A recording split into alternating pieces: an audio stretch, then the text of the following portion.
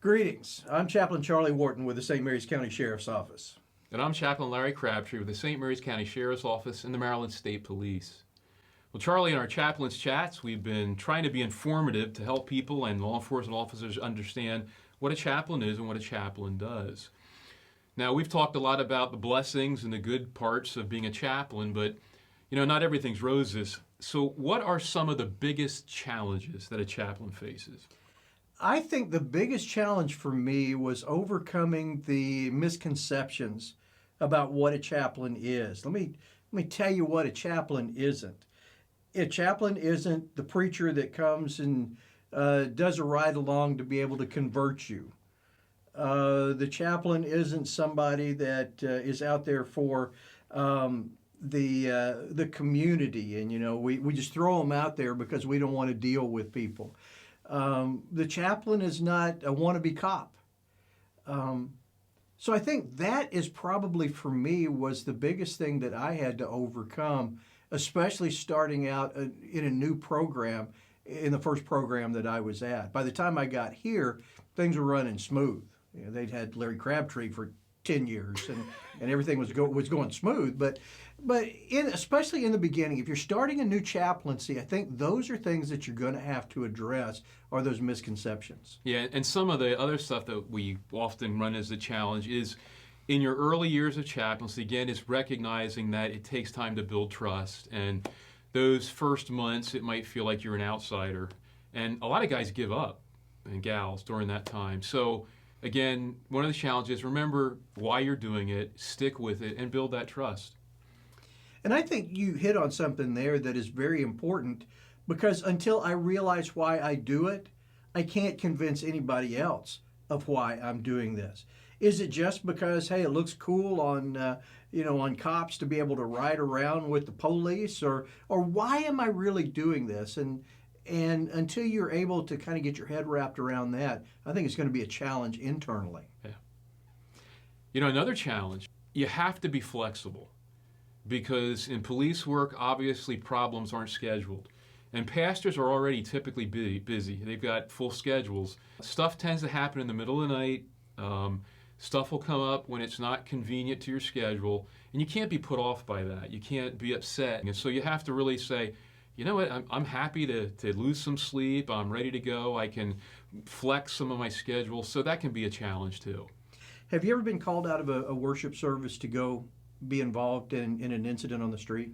I personally have never been called out of a worship service. I've had to go directly after the worship service for some type of an incident.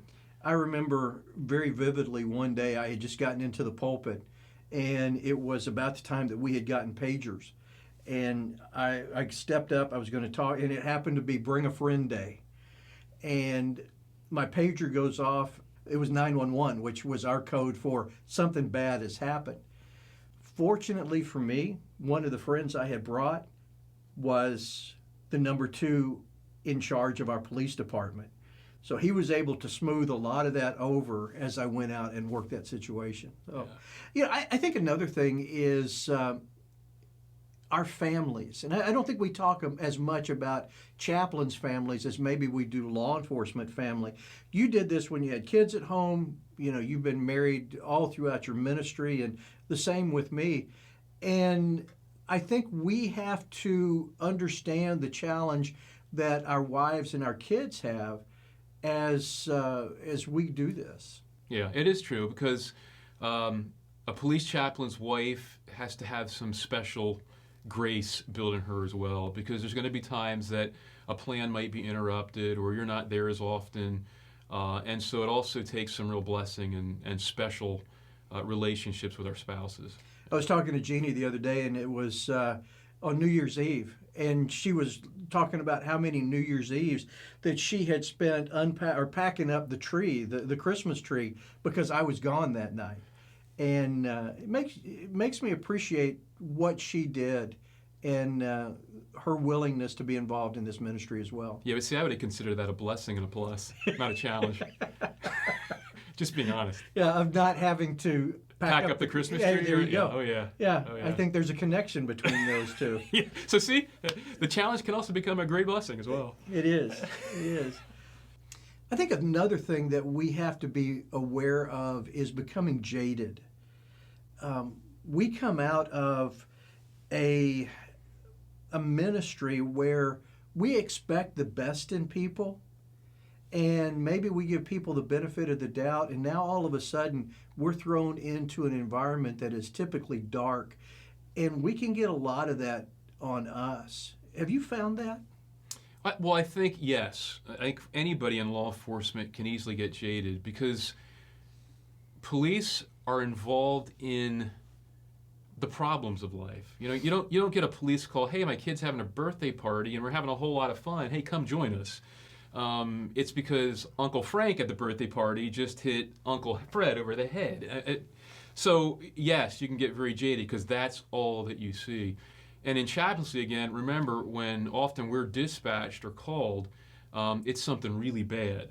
And so again, we're also seeing that and exposed to that over and over again. So we can begin to see the world as very negative and black, and you can forget to recognize there's a ton of blessing there. And so we have to constantly guard and protect against that.